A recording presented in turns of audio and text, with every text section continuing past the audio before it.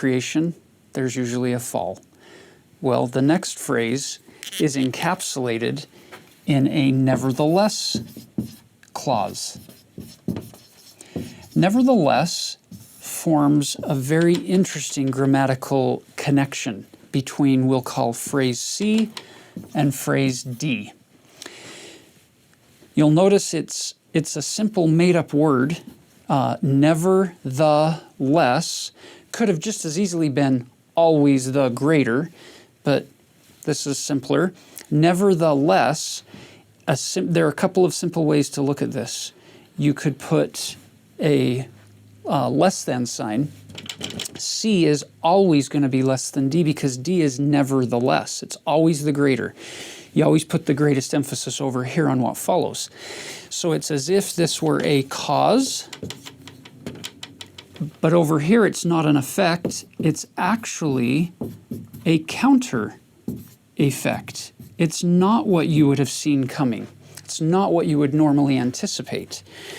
The greatest nevertheless moment, in my opinion, of all time is when the Savior walks into Gethsemane and he says, Abba, Father, all things are possible unto thee.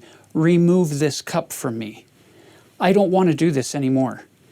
But you'll notice that is going to get less emphasis, and never the less emphasis. Always the greater emphasis is going to go on what follows. Nevertheless, not my will, but thine be done, or not what I will, but what thou wilt. It's not the outcome you would have anticipated based on that, the cause that leads into it. Pause the video and identify the nevertheless phrase, look for the cause, look for the counter effect, and realize he wants you to recognize that's what he's facing, minimize it, and maximize this. What do you notice? Hopefully you notice that Nephi's life hasn't been easy. And by the way, according to 2 Nephi chapter 5, he's writing this book, 1 Nephi, on the small plates, between 30 and 40 years after they've left Jerusalem.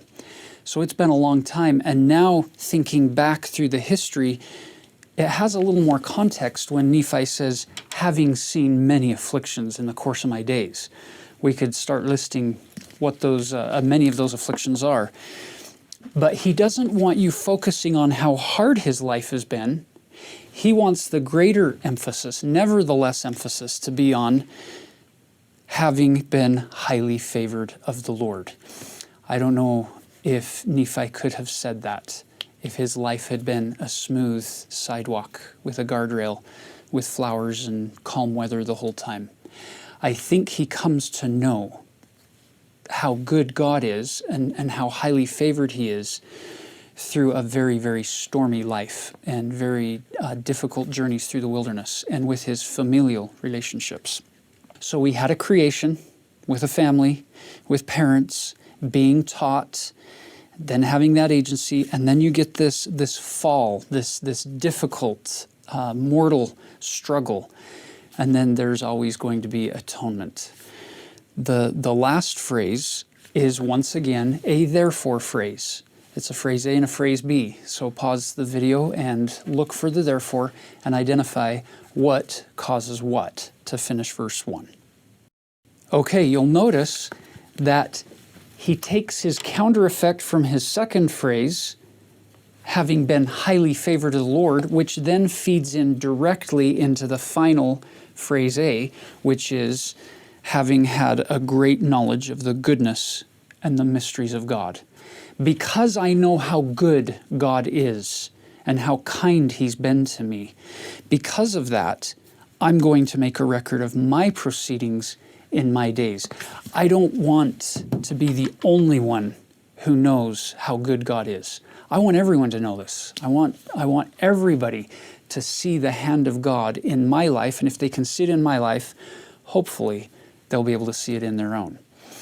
So as you embark on your journey into the Book of Mormon, don't forget to make this your own story. One of the exciting things about this book is its capacity to not just teach you history, but to teach you your story, if you will. And you can own this You can find yourself, you can find the Lord on every page of this book. Some people would ask, what's the best part of the book? What is the most amazing part of this book? And my answer would